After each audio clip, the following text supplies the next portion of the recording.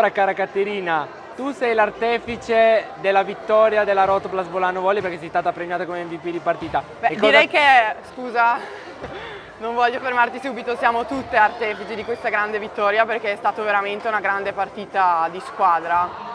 Stavo proprio per dire, sei una di quelle di questo enorme tassello, perché oggi sei stata premiata come MVP di rincontro, però oggi avete giocato tutti di squadra. Ed è arrivata la prima vittoria nel derby trentino contro la Uguale Stata Trento ed è la prima vittoria stagionale.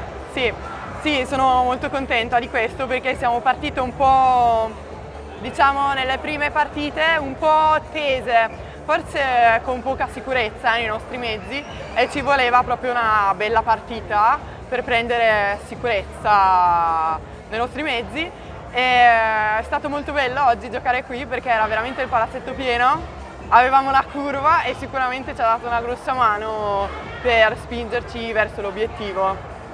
Oggi a chi vuoi dedicare questo premio che per la Rotoplas è il primo premio che consegniamo alle vostre giocatrici? Beh, sicuramente al tifo, alla società e a tutte noi che ce lo siamo meritato perché veramente abbiamo fatto una settimana molto concentrate sul nostro gioco e oggi il fatto che fosse il derby non era la priorità, ma quello che volevamo fare era giocare la nostra partita, far vedere il nostro gioco e farvi divertire. E penso che l'abbiamo fatto. E io penso proprio di sì, vedendo l'esaltazione che aveva il pubblico. Dato che comunque tu hai fatto tanti anni all'Argentario e adesso hai avuto occasione di giocare qualche partita con la Rotoplas, come pensi sia questo ambiente?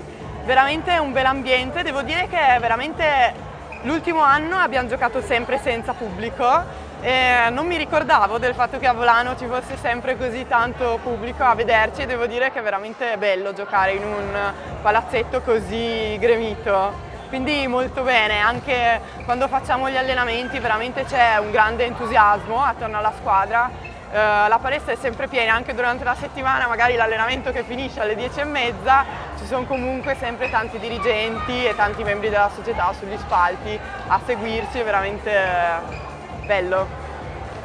Ed è bella anche questa prima vittoria perché potrebbe darvi grande morale in vista della prossima giornata e anche della prossima partita che ci sarà anche più avanti perché avrete una serie di trasferte di cui cominciamo con sabato prossimo a Crema. Sì, sicuramente. Diciamo che oggi abbiamo fatto un passettino, abbiamo preso consapevolezza dei nostri mezzi, abbiamo preso sicurezza e abbiamo anche imparato che durante la settimana bisogna spingere per poi arrivare al meglio alla partita del sabato.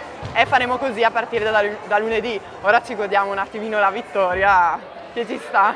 Assolutamente sì. Allora io ti lascio andare dalle tue compagne a goderti questa vittoria e ti auguro un in bocca al lupo per la prossima partita. Grazie, ci vediamo sabato.